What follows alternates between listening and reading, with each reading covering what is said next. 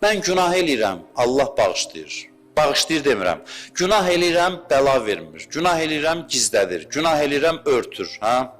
Bunun iki səbəbi ola bilər. Ya Allahın rəhmətidir, ya Allahın qəzəbidir. Rəhmətidir buna görə ki, tez bağışlayır, möhlət verir ki, qaydasan, səni rüsva eləmir, eybi açmır. Bəzən isə cəzasıdır. Nə üçün? Möhlət verir ki, daha da yolu vazasan. Çünki sən çox pis bəndəsən. Biz nə bilək hansı haldır? Onun meyarı budur. Deyir, günahdan sonra səndə istiğfar halı olmasa və bəla da gəlməsə, bu çox təhlükəli haldır. Günah eləyirsən davamlı.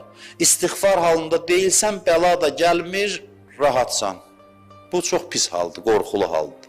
Bu onu göstərir ki, Allah səndən nəzərini çəkib. O nəzəri qaytara bilərsən amma. Bilirsiniz, bu sözləri çox demiş. Allah nəzərini niyə çəkir? Allah çox mehribandır. Amma bəzi insanlar var ki, o yerə çatdırır. Yoxsa Allah 5 gün, 3 günə rahatlıqla adamdan nəzərini çəkməz.